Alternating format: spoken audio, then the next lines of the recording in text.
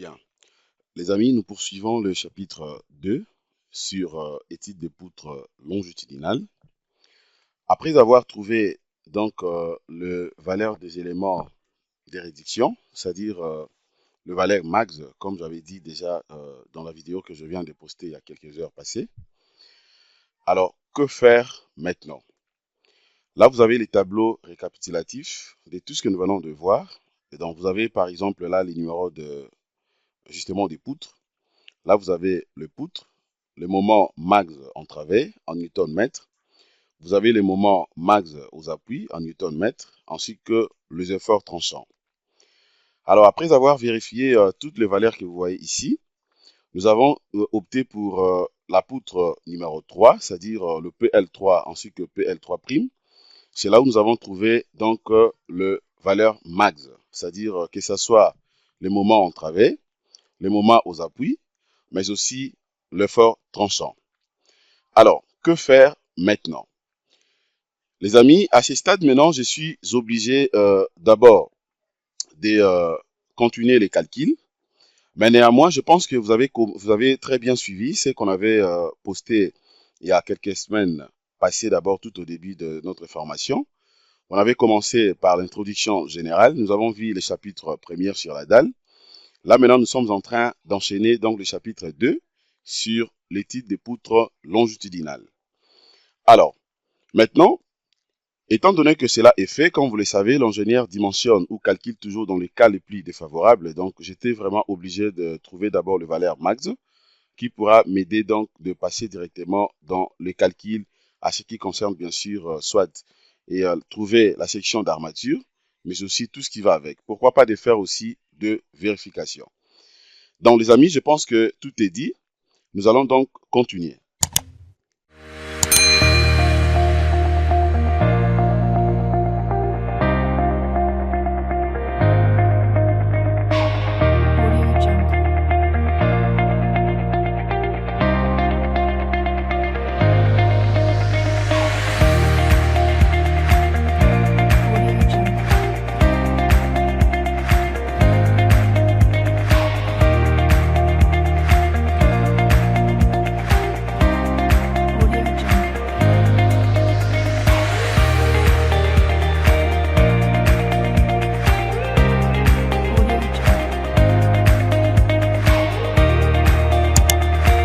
Bienvenue sur la chaîne Jinkonga Tutoriel et grandissons ensemble.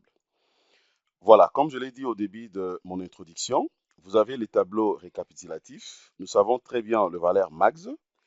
Alors, qu'est-ce que je suis obligé maintenant de faire? Alors, nous allons lire rapidement ce point ici. Notez bien. On remarque que la poutre PL3 préalablement calculée est celle qui a donc justement et celle qui est la plus chargée, ok? Car elle donne le moment max qui est égal à 63 942,48 newtons, ok? Newton mètre. Et aussi le moment max, notamment au niveau bien sûr des appuis, nous avons trouvé une valeur de 81 236,39 newton mètre. OK? Alors, que faire maintenant? Étant donné que cela est connu, eh ben, je peux maintenant passer dans les calculs des armatures, puisque c'est ce qui est beaucoup plus important. Il faudrait retenir que pourquoi l'ingénieur est censé de chercher le valeur max? On cherche plutôt le valeur max tout simplement pour avoir la possibilité de faire maintenant les calculs des armatures. OK? Puisque vous ne pouvez pas calculer les armatures avec des valeurs qui ne sont pas max. Vous voyez, par exemple, regardez ici. Si par contre, que c'est vrai, je vous avais dit déjà au début, en réalité, on avait donc 8 fils de poutres. Alors, si je prends, par exemple, la poutre PL7, je considère ça comme la valeur, bien sûr, ce n'est pas max, mais moi, je dis que je prends ça comme la valeur max. Vous allez voir déjà que, déjà entravé ici, j'aurai une valeur qui fait donc 38 675,36. Alors, si je vais calculer maintenant la section d'armature avec cette valeur ici, l'inconvénient est que je serai dans les cas de sous-dimensionnement. Je serai dans les cas de sous-dimensionnement. L'inconvénient est que vous savez que le bâtiment peut facilement s'écrouler, d'autant plus que je n'ai pas respecté en fait la bonne marche à suivre. OK? Raison pour laquelle c'est vraiment obligé de calculer avec des valeurs max. Alors, d'où Pour notre cas ici, nous allons donc, nous calculons justement les armatures, ok, de cette dernière, et ces armatures seront donc introduites dans toutes les poutres pour raison d'uniformité de barre. Donc, moi, je vais calculer d'abord les armatures seulement avec le valeur max ici, et les sections ou la section que je vais trouver ici, c'est celle que je vais uniformiser en fait partout pour raison d'uniformité. Et donc, regardez. Maintenant, ce que je vais faire pour le moment, je peux que continuer. Maintenant, on va voir également les cas justement de la poutre, de la dalle toiture, de la dalle terrasse bien sûr. Retenez déjà que pour les cas des dalles d'habitation, nous savons très bien que le valeur max, on a trouvé, c'est sur le fil des poutres PL3, ainsi que PL3'. Alors, là déjà c'est bon, nous savons très bien le valeur max. On va maintenant enchaîner pour les cas de la dalle de la toiture. Alors, la même procédure ici. Pour la dalle terrasse, la charge ultime de la dalle qu'on avait calculée, donc c'est toujours le PU, qui est égal à 9964,5 Newton par mètre carré, voire bien sûr le chapitre 1 sur la dalle. Là, vous avez la poutre PL3, ok, et PL3'. Ici, c'est pour les cas de la dalle toiture, à ne pas confondre. Nous quittons maintenant la dalle d'habitation, nous passons au niveau de la dalle terrasse ou la dalle toiture. Alors ici, je vais aller un peu rapidement puisque ce n'est que la même procédure. Dès que je remplace ici, j'ai donc trois différentes hauteurs. Vous avez une hauteur de 1,50 m, une autre hauteur de 2,50 m, ainsi que de 2 mètres. Voilà, vous calculez d'abord la section S1, vous calculez aussi la section S2, vous calculez la section S1', ainsi que SD'. Là, vous allez donc additionner le S1 plus le S1', qui sera égal justement à la valeur trouvée ici. Vous allez aussi additionner la surface S2 et plus S2', vous trouvez la valeur. Vous calculez maintenant la surcharge qui 1 ainsi que la surcharge qui 2. Voici donc le chargement de cette poutre. Alors, après calcul, on trouve exactement les résultats suivants. La même procédure. Donc, pour éviter de manière à ce que la vidéo soit très très longue, vous allez suivre exactement la même procédure. Je vous avais dit déjà qu'à ce qui concerne justement le nombre des niveaux, nous avons donc un plan type. OK? La même configuration que la dalle d'habitation, c'est celle également pour les cas de la dalle toiture ou la dalle terrasse. Seulement, la différence se situe au niveau des chargements. OK? Alors, voilà directement donc les éléments de réduction que vous avez ici. Vous avez donc les diagrammes des moments fléchissants. Vous avez les diagrammes, OK, justement, et de l'effort tranchant, ainsi que les réactions aux appuis. Alors, maintenant, étant donné que tout est déjà calculé, comme je viens de dire, on va donc passer rapidement sur le calcul des armatures. Comment faire les calculs des armatures? Alors, déjà là, vous avez par exemple le FC28 qui est égal à 25 mégapascales, comme on avait procédé également pour les cas de la dalle. Le FE par rapport à l'acier, nous avons pris dans les 400 mégapascales. Vous avez le ES qui est égal à 2000 mégapascales. Alors, nous allons maintenant calculer rapidement dans le FBI. OK? Le FBI, c'est comme les cas pour les moments réduits. Donc, vous aurez tout simplement le 0,85, donc 0,85, oui, multiplié par les FC28 sur le gamma B. Alors là, je vais remplacer directement. Donc, vous aurez dans le 0,85 plus multiplié plutôt par le 25. Bon, je peux calculer ça rapidement ici. 0,85 multiplié par le 25. OK, que je vais diviser maintenant par le 1,5. Le 1,5 n'est rien d'autre que le gamma B. Voilà, je trouve la valeur de 1,16 ainsi de suite. Voilà, je peux arrondir à 14,17 puisque j'ai trouvé 14,16 quelque chose comme ça, mégapascal.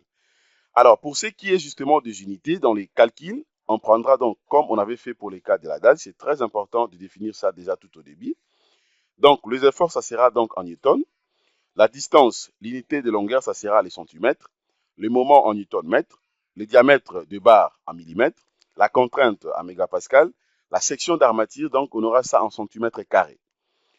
Voilà, en faisant justement une coupe transversale, bien sûr, de la poutre, regardez à quoi ça ressemble. Là, vous avez dans la base B0, vous avez dans la hauteur totale les HT, vous avez l'épaisseur justement de la dalle, les H0, vous avez donc le H2, c'est-à-dire les H0 moins l'arrobage, ainsi que la base ici au niveau de la table des compressions, le B. Voilà, donc pour essayer un peu de bien comprendre tout ça, regardez, il y a quelques détails ici en bas. Vous avez dans le B0, ça représente justement l'épaisseur, bien sûr, de la dalle qui est égale à 15 cm. Vous avez dans le H0 qui est, non, le B0 c'est la base de la poutre égale à 15 cm. Le H0 c'est l'épaisseur de la dalle, 15 cm. Le H c'est la hauteur totale, le HT, hauteur totale de la poutre, 40 cm, tel que prédimensionné. Et vous avez dans le D qui sera égal à 0,9 multiplié par la hauteur. Donc si je prends le 0,9 ici, je le multiplie directement par la hauteur, donc le HT, hein, c'est-à-dire 40.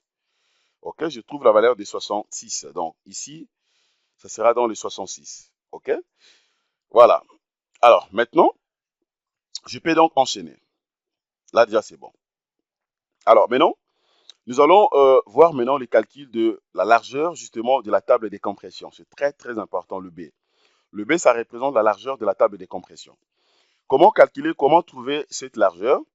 La largeur B, ok, prend justement la plus petite valeur parmi les valeurs données justement par les trois expressions suivantes. Vous avez premièrement le B qui est égal à 12. On peut calculer directement pour essayer un peu d'être pragmatique et puis d'aller rapidement. On va essayer un peu de calculer au moment où je suis en train de parler pour évoluer et voir ce qu'on aura. Donc là déjà, j'aurai dans les 12 que je vais multiplier par les H0. Les H0 pour notre cas ici, dans le B0, les H0 oui. Les H0 pour notre cas ici, c'était quoi? Donc égal à 15, ok, qui est l'épaisseur de la dalle, ok, qui est égal à 15. Voilà, je trouve ça. Ça sera maintenant plus le B0, qui est dans la base de la poutre, aussi 15. Je trouve la valeur de... Non, qu'est-ce que je fais? Donc, j'aurai d'abord le 2, c'est-à-dire quoi? J'aurai d'abord 15 plus 15. D'abord l'addition, ça me fait ça multiplié par 12. Non, il faut prendre d'abord les 12. J'avais mal calculé. 12 multiplié par les 15. OK, plus 15. Voilà, ça me donne 195 cm. De l'autre côté, la deuxième expression, maintenant j'aurai B qui sera égal à 1 tiers, donc ça dit 1 sur 3, multiplié par la portée, dont la portée c'est 5 mètres, donc multiplié par 5, donc 500 cm. Je trouve la valeur de 166,67. OK? Alors, maintenant, ici, le B sera égal à L, donc égal à 300. Alors, pour notre cas ici, d'autant plus qu'on nous dit que la largeur donc prend justement la plus petite valeur, donc on adopte la base égale à 167 cm. Alors, maintenant, calculons rapidement la section d'armature longitudinale.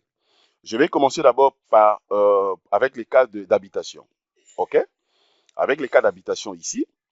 Pour les cas d'habitation, déjà on avait trouvé dans la valeur max, le MI, égale à 63 942,48 Nm. Alors, calculons d'abord le moment réduit ici, le IBU. Le moment réduit n'est rien d'autre que le MI sur le FBI multiplié par B multiplié par D carré. Alors, dès que je remplace ici, voilà, je trouve la valeur de 0,021. C'est vraiment simple. C'est comme on avait procédé également pour les cas de la dalle. Alors ici, je trouve que le UBI est égal à 0,021 inférieur à 0,186, donc je tombe dans les cas de pivot A. Maintenant, nous allons calculer rapidement le paramètre de déformation, ok, les alpha U. Ça sera dans le 1,25 multiplié par 1 moins racine carrée de 1 moins 2 UBI. Ok, dès que je remplace, eh ben, je trouve la valeur de 0,026. Calculons maintenant l'axe naître. Concernant l'axe naître, donc YU sera égal justement à alpha U, c'est-à-dire les paramètres de déformation, multiplié par le 2. OK? Alors, dès que je remplace ici, j'aurai quoi ici? Paramètre de déformation, j'avais trouvé la valeur de 0,026, que je vais donc multiplier par le 36, c'est-à-dire la hauteur totale moins l'arrobage. Je trouve la valeur de 0,936 cm. Donc, c'est inférieur à l'épaisseur de la dalle qui est égale à 15 cm. Donc, pour notre cas ici, l'axe naître tombe dans la table des compressions et donc on calcule la section en T comme une section rectangulaire de base B. Donc maintenant, calculons rapidement le bras de l'évier dans le ZU. Le bras de l'évier sera égal à 1 moins 0,4 multiplié par justement le paramètre de déformation, dont le alpha U, multiplié par le 2. Dès que je calcule, je trouve la valeur de 35,63 cm. Maintenant, calculons rapidement la section de armatures, la section d'armature. Donc, le IA sera égal à MU, OK, sur le FBI multiplié par ZU qui est justement le bras de levier. Alors ici, je vais d'abord calculer le numérateur. Donc j'aurai les 348 que je vais multiplier maintenant par 35,63. Je trouve la valeur que vous voyez ici. Maintenant, qui sera donc, je prends le numérateur divisé par les dénominateurs. Et bien, je trouve la valeur de 5,16 cm². OK, donc on adopte ici 5 barres de 12 pour une section de 5,65 cm². Alors ici maintenant, on prévoit 3 barres de 10 comme armature bien sûr des constructions que nous allons mettre dans la partie comprimée, bien sûr, justement pour soutenir le cadre de l'acier tendu. OK, pour raison justement donc de soutenir, comme je viens de dire, dont le cadre est tendu. OK, comme les barres de construction. Voilà, donc là, je viens de calculer déjà dans la section d'armature. Là, c'est bien sûr, c'est en travers. Je vais calculer aussi la section d'armature maintenant aux appuis. Donc, j'aurai le MB qui est égal à la MU, égal à moins 81 236,39 Nm. Alors, le moment fléchissant étant négatif ici, la section en T sera calculée comme une section rectangulaire de base B0 égale à 15 cm. Calculons rapidement le moment réduit dans la même procédure. Donc, le IBI qui sera égal à MU sur le FBI multiplié par B multiplié par D carré. Alors, dès que j'ai calculé, je trouve la valeur de 0,29. Le IBI sera égal à 0,29 supérieur à 0,186. Pour les cas justement du point B aux appuis, je tombe dans le pivot B. Le moment réduit limite, je vais calculer dans le moment réduit limite, ça sera dans le U. L sera égal à 0,8 multiplié par le alpha limite multiplié par 1 sur 0,4 multiplié par alpha limite. Alors, le alpha limite ici sera égal à quoi? Le psi bt sur psi b plus psi a. Alors, dès que je remplace ici, donc vous avez tous les éléments nécessaires. Le FE est connu, donc 400. Vous avez les gamma S est connu, le ES également. Alors, c'est juste question de remplacer. Et bien, je trouve maintenant le IL égal à 0,39, OK, qui est justement donc supérieur et au moment réduit, OK, qui est égal à 0,29. Donc, pour ces cas ici, je n'ai pas besoin d'acier comprimé, donc pas d'acier comprimé. Alors, je vais calculer maintenant le bras de levier, le Z qui sera égal à 1 sur de 1 moins 0,4 multiplié par justement le moment réduit, dans le IU. Le moment réduit, donc ce n'est pas le moment limite, mais le moment réduit. OK? Attendez, donc qu'est-ce que je dis? Ça sera donc la valeur ici. OK? Ça, c'est le moment réduit limite. Le moment réduit limite. OK? Alors, ici, maintenant, ça sera calculé en fonction de I, de mi-U, multiplié par 2. Dès que je remplace, eh ben, je trouve la valeur de 31,824 cm. Calculons maintenant la section des armatures. Eh ben, pour la section d'armature ici, qu'est-ce que je fais? Je vais prendre dans le AU, sera égal à MU sur F et U, multiplié par le bras de levier dans ZU. Je remplace, je trouve la section de 7,34 cm². Et donc, on adopte 5 barres des 14, donc pour une section de 7,70 cm². Alors, maintenant, le deuxième cas pour les cas de la toiture. En travée, on avait trouvé la valeur du moment max MU égale 41 526,41 Nm. Et bien, dans la section d'armature ici, donc, on prendra tout simplement les 3,34 cm². Donc, on adopte également 3 barres de 12 pour une section de 3,39 cm². Alors ici également, on prévoit, comme le cas de la dalle d'habitation, 3 barres de 10 comme armature de construction. Au niveau maintenant des appuis, le moment où on avait trouvé le M max MI égale à moins 55 063,82 Nm, toujours négatif. Donc le moment réduit, le MBI, voilà, on trouve la valeur de 0,20.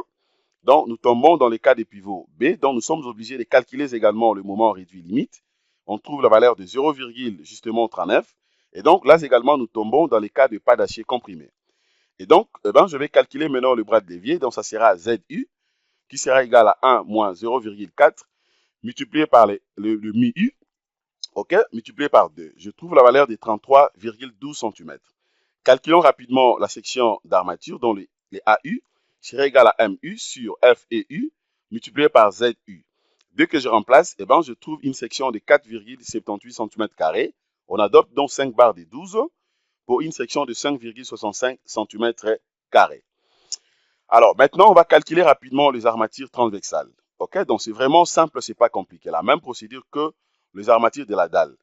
Ici, c'est juste question de respecter en fait la notion des pivots. Vous tombez dans le pivot B, vous savez ce qu'il faut calculer. Il faudrait que vous puissiez vérifier également le cas, comme je viens de dire, donc de moment réduit limite. OK? Si vous tombez dans le cas des pivots A, vous savez ce qu'il faut faire. Armature transversale. Effort tranchant d'abord à droite, ici, dans l'effort tranchant ultime qu'on avait trouvé, le TBA, égal à 66 611,48 newtons. Et donc, l'effort tranchant réduit va dans vous, disons comment V, donc A pour valeur. Le VU sera égal à l'effort tranchant BA moins les QU multiplié par les H sur 2. Avec donc les H ici sera égal justement donc à la hauteur totale de la poutre moins l'arrobage. Donc ça sera les H qui sera égal à 2. On prendra donc 36 cm. Donc en mètre, ça fait 0,36 mètres. Alors, le VI sera maintenant égal, je vais remplacer directement. Dès que je remplace, eh ben, je trouve la valeur de VI, c'est-à-dire l'effort tranchant à droite, égal à 90 825,26 newtons. Calculons maintenant la contrainte tangentielle ultime. Sera égal à VU, c'est-à-dire l'effort tranchant à droite, sur le B0 multiplié par 2. Eh ben, dès que je remplace ici, je trouve la valeur de 168,19 newtons par centimètre carré. Alors, pour les cas où la fissuration est préjudiciable, puisque vous le savez, hein, la fissuration ne peut pas toujours être préjudiciable. La fissuration peut être préjudiciable, tout comme P préjudiciable. Alors, pour les cas où la fissuration est préjudiciable, donc nous avons la contrainte tangentielle limite qui sera justement égale. La contrainte tangentielle limite sera donc inférieure ou égale à 1000 multiplié par 0,2 FC28 sur gamma B. Dès que je remplace ici, eh ben, je trouve directement la valeur avec MC, donc FC28, qui est égal à 25 mégapascales, comme je vous avais montré au début. Et gamma B, nous avons pris une valeur de 1,5, d'où, OK, ici maintenant, dès que je remplace rapidement, eh ben, je trouve la valeur de 168,19 newtons par centimètre carré. Alors, c'est inférieur, justement, à la contrainte tangentielle limite, qui est égale à 445 newtons par centimètre carré. OK, donc, dans notre cas ici, je n'ai pas besoin donc de barres relevées. Donc, pas de barres relevées. OK, étant donné que la contrainte tangentielle, justement, sort donc inférieure par rapport à la limite ici. Alors, la disposition constructive. Le diamètre du barre transversal aura justement la valeur suivante. Donc, j'aurai le diamètre transversal inférieur 1000. Je remplace ici le B0 sur 100. Le B0, la base de la poutre, 15. Je remplace directement. Donc, pour ce cas ici, nous prenons justement le diamètre transversal, le barre des 6. OK? La section transversale, j'aurai donc 3 barres de 6, OK, avec une section de 0,85 cm². Espacement max, le ST doit être inférieur ou égal à 1000. OK, je remplace et là, je trouve 32,4 cm comme l'espacement. Alors, l'espacement maintenant initial, on sait que la condition est là. Donc, la section A transversale sur B0 ST multiplié par FE sur gamma B doit être supérieure ou égale à la valeur que vous voyez, à l'expression que vous voyez ici. Avec les K, OK, qui est égal à 1, justement sur la flexion simple, OK, ça c'est K égale à 1 si la flexion simple sans reprise de bétonnage. OK, la surface des reprises de bétonnage avec indication 5 mm. Alors, vous avez les K égale à 0 si la reprise de bétonnage, dans notre cas, donc nous avons justement pour notre cas ici les K égale à 0, donc avec reprise de bétonnage possible.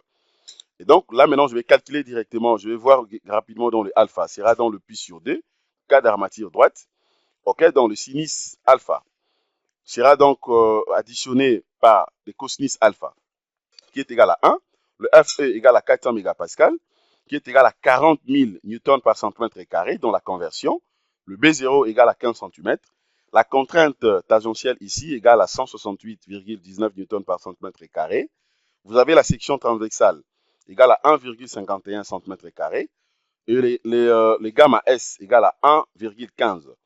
Alors là, je peux que remplacer, dès que je remplace par la formule que je viens de vous montrer si haut, je trouve directement la valeur de 25,35 cm. Alors, nous prenons pour notre cas ici la section transversale égale à 15 cm, inférieure à 25,35 cm. Donc, la section transversale ici, on aura donc justement le barre des 6 tout au long de 15 cm. OK? Maintenant, calculons directement rapidement l'effort tranchant à droite. À gauche plutôt, on avait vu à droite, maintenant à gauche. L'effort tranchant TAB serait égal à 64 116,92 newtons.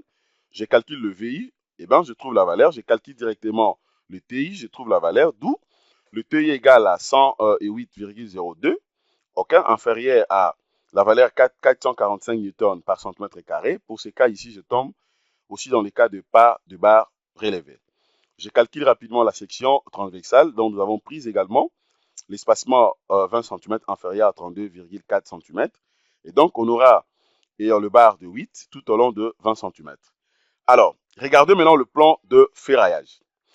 OK, donc là, je viens de calculer rapidement donc, les deux éléments sans problème. Donc, vous avez vu très bien comment on a trouvé dans la section d'armature des poutres longitudinales, à ce qui concerne bien sûr les poutres justement de la dalle d'habitation, mais aussi le plan d'armature des poutres longitudinales, à ce qui concerne le plan d'armature des poutres justement au niveau de la dalle terrasse. Prochainement, je vais vous montrer maintenant, nous allons étudier, comme on avait fait pour les cas de la dalle, rapidement, le plan de ferraillage, pour que vous puissiez comprendre comment l'ingénieur sera donc à mesure de bien interpréter le plan de ferraillage pour les cas de poutres longitudinales. Voilà, mes très chers amis, ce que je voulais partager ensemble avec vous. Merci de votre disponibilité. Abonnez-vous massivement sur nos deux chaînes YouTube, Jinkunga Tutoriel ainsi que Académie des logiciels d'ingénieurs. Contactez-nous si vous avez besoin de nous pour un projet, que ce soit des bâtiments ou bien des ponts, que ce soit des digues, que ce soit des routes. En tout cas, tout projet de génie civil que vous avez, contactez-nous. Nous allons travailler ensemble avec vous à un coût tellement raisonnable. OK? Donc, l'idée pour moi est que nous puissions aider, s'entraider entre nous. Raison pour laquelle les slogans que j'aime beaucoup plus utiliser chaque jour pendant mes formations, c'est donc étudions ensemble ainsi que grandissons ensemble. Vous voyez, donc c'est très, très, très important. Merci de votre disponibilité. Passez une excellente journée. Au revoir.